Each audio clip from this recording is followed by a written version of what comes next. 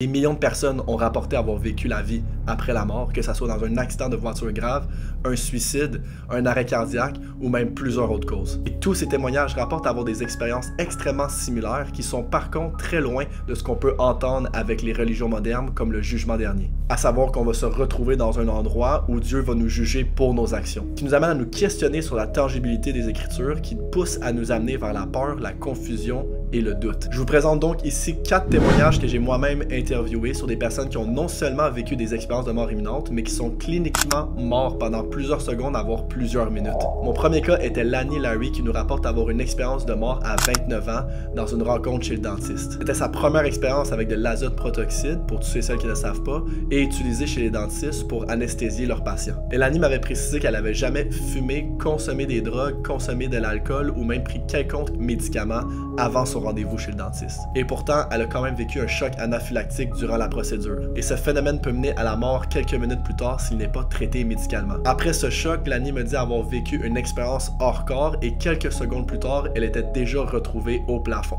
Elle était capable de se voir à la 3e personne au plafond, elle essayait même de communiquer avec le dentiste pour lui dire que tout allait bien, mais évidemment incapable d'avoir une réponse. Lorsqu'elle s'observait d'en haut, elle me dit avoir vécu une sensation extrêmement étrange, en m'exprimant que son corps qui était sur la chaise en train de mourir était seulement en fait comme une enveloppe ou même un morceau de linge, et qu'elle ressentait absolument aucune peur ou même aucune anxiété dans le moment. Je voyais son dentiste extrêmement paniqué en train d'essayer de la réanimer. Même si c'était supposé être une expérience assez traumatisante, elle ressentait aucune anxiété dans le moment. Elle avait également aucune perception du temps, donc elle savait pas ça faisait combien de temps qu'elle était au plafond en train de s'observer, comme si le temps fonctionnait complètement différemment à l'extérieur du corps. Instinctivement, elle s'est tournée et s'est dirigée vers un tunnel où est-ce qu'elle a vu sa mère décédée depuis plus de 15 ans. Elle décrivait sa mère comme si elle était rayonnante, vibrante et pleine d'amour, chose qui n'était pas du tout le cas lorsqu'elle est décédée il y a 15 ans. Comme si elle avait vécu une sorte de guérison en étant une nouvelle personne. Elle m'a décrit avoir communiqué avec sa mère mais d'une façon télépathique, à savoir qu'elle n'arrivait pas à bouger la bouche et que chaque pensée qu'elle avait, sa mère pouvait la recevoir et communiquer avec elle par la suite. Elle continue à me dire qu'elle avait absolument aucune émotion d'ego, que techniquement le premier réflexe aurait été du compter exemple comment a été son mariage ou qu'est-ce qu'elle a manqué durant la période de sa mort, mais d'une façon intuitive, c'est comme si elle savait déjà que sa mère était avec elle durant ces moments-là tout le long et qu'il n'y avait pas de déconnexion en soi entre elle et sa mère. Elle aperçoit par la suite une lumière au bout du tunnel qui lui dit qu'il était temps de revenir sur Terre. Elle poursuit en criant non à plusieurs reprises parce que les sensations qu'elle vivait d'amour à cet endroit-là étaient indescriptibles et non comparables à l'être humain. L'aspiration qu'elle a vécue était comme une sensation où est-ce qu'on mettait des fruits dans un blender qui était autour de ses oreilles. Et lorsqu'elle est revenue dans son corps, elle s'est aperçue qu'elle était de retour dans la chaise chez le dentiste. Lorsqu'elle est revenue dans son corps, elle m'a décrit avoir énormément de désorientation spatiale. Son dentiste lui a également dit qu'il a essayé de la réanimer à multiples reprises pendant un laps de 10 minutes, qu'il a vérifié son pouls à multiples reprises et qu'il n'était pas actif. Lani m'a également confié que la sensation après la mort est complètement indescriptible à celle d'ici. Les sensations qu'elle éprouvait de comparaison, c'est comme si ici elle marchait dans de la boîte ou dans de la lourdeur versus dans la vie après la mort, c'est comme s'il y avait une légèreté et une gravité qui est complètement différente. Et que les sensations d'amour entre ici et ce qu'on peut éprouver après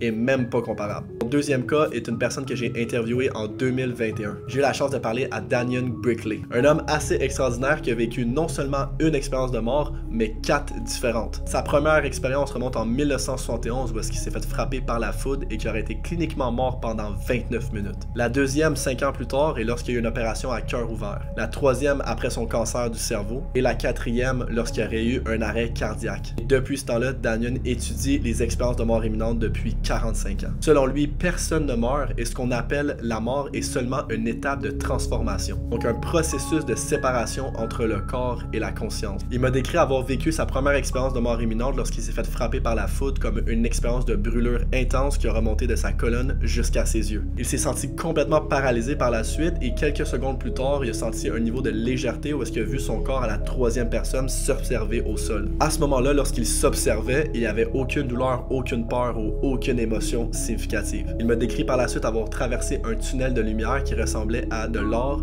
du mauve ou même de l'indigo. Il m'a décrit décrit avoir vu sa vie défiler complètement devant lui sous une vision de 360 degrés. Chaque moment qu'il a vécu, il l'a vécu dans chaque personne et chaque circonstance, ressentant exactement tout ce que les autres ont pu ressentir. Il a été très clair que chaque situation ou chaque circonstance de notre vie est là exactement pour nous faire évoluer et non pas pour nous faire réagir. Daniel a également ajouté par la suite qu'il ne faut pas être effrayé de la mort, c'est pas quelque chose qui fait peur, mais qu'il y a quand même plusieurs personnes ici qui vont essayer de nous donner des concepts ou des compréhensions de c'est quoi la vie après la mort d'une façon très douteuse. Mais que la peur de la mort est la dernière chose qu'on devrait avoir parce que ça n'existe pas. Il m'explique également que sur Terre, nous sommes vus comme des élus, donc tout ce qui est les esprits, les entités sataniques, les démons, les extraterrestres ou toutes ces entités qui sont vues comme un peu surnaturelles, nous envient énormément, sont jaloux et aimeraient vivre l'expérience qu'on vit présentement ici.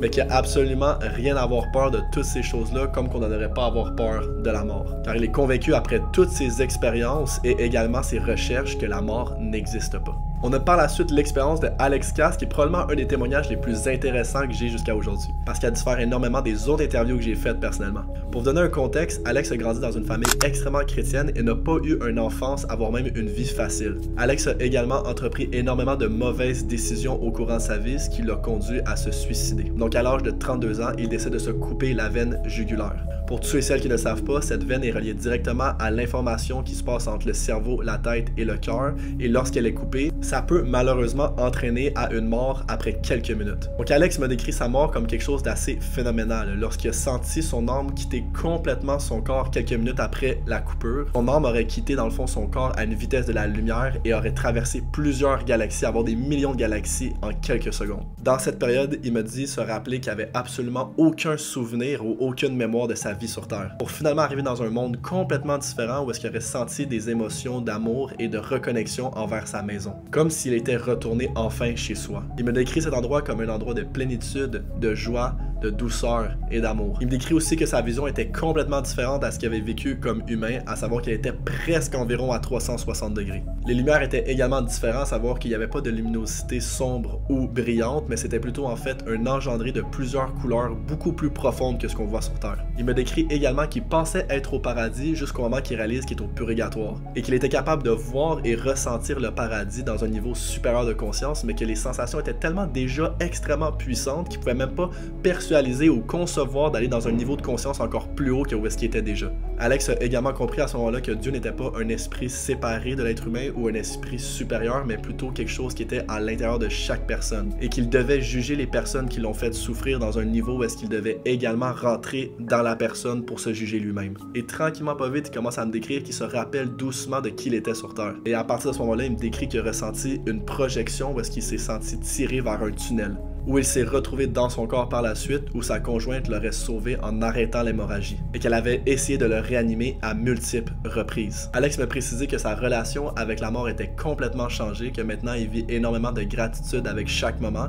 et que sa relation avec Dieu et la mort est complètement différente. Ma femme a également vécu 2 expériences de mort imminente, dont une à 9 ans et une autre quelques années plus tard. Elle a également grandi dans une famille extrêmement chrétienne où elle chantait dans les églises tous les dimanches. Mais elle a quand même grandi énormément avec la peur du jugement, à savoir que Dieu jugeait chaque action qu'elle entretenait. Donc sa relation avec la mort était beaucoup vers la peur, le shame et même la culpabilité de ne pas être assez une bonne personne. Que pour aller au paradis, on devait vraiment être une personne parfaite. Mais à l'âge de 9 ans, elle a eu un arrêt respiratoire qui était causé par une réaction allergique à un médicament. Les médecins et sa mère ont dit qu'elle a perdu la vie pendant plus de 6 secondes. Juste avant de mourir, elle me partage avoir vécu beaucoup de résistance à quitter son corps jusqu'à temps qu'elle a senti un niveau de légèreté extrêmement profond. Et lorsqu'elle s'y est laissée aller, elle a vécu énormément de légèreté et d'amour dans l'endroit spécifique où elle était. Elle me décrit un espace vide où les couleurs étaient mélangées entre le bleu, l'indigo et le mauve, mais sous un spectre de lumière qui est complètement différent de ce qu'on reconnaît de nos yeux. Elle me décrit également avoir rencontré des ancêtres et même son linéage qu'aujourd'hui elle a pu être capable d'identifier. Lorsqu'elle était dans un tunnel, une voix lui a dit de retourner dans son corps parce qu'elle n'avait pas terminé ici sur Terre. Elle avait tellement jamais vécu cet amour qu'elle ne voulait pas revenir dans son corps. Donc vu qu'elle résistait énormément à l'idée de revenir, elle s'est sentie flotter au long de son corps. Donc elle voyait les médecins, elle voyait sa mère, elle voyait ses entourages, elle était également capable de connecter avec d'autres gens et d'autres émotions ailleurs dans le monde. Une fois revenue dans son corps, les médecins lui ont dit qu'elle est restée dans le coma pendant plus de 24 heures. Elle a par la suite essayé d'expliquer son expérience à sa mère qui était chrétienne, mais malheureusement, elle a rejeté complètement l'idée qu'il y a quelque chose qui existe à l'extérieur de Jésus. Et aujourd'hui, ma femme, elle a une idéologie et une expérience complètement différente entre Dieu et elle. Et a définitivement plus peur non plus de la vie après la mort. Donc voici 4 témoignages des nombreux que j'ai déjà reçus des expériences de vie après la mort. Si jamais vous avez déjà vécu des expériences similaires, je vous invite à m'envoyer un courriel directement en m'expliquant votre expérience à michaelange.info@gmail.com. Si vous avez d'autres questions par rapport à la vie après la mort, j'ai également fait une vidéo complète sur les statistiques scientifiques qui éprouvent des expériences de mort imminente. Mais une chose qu'on doit retenir et qui est sûre, c'est qu'il faut absolument pas avoir peur de la mort parce que c'est quelque chose qui n'est pas nécessaire réel.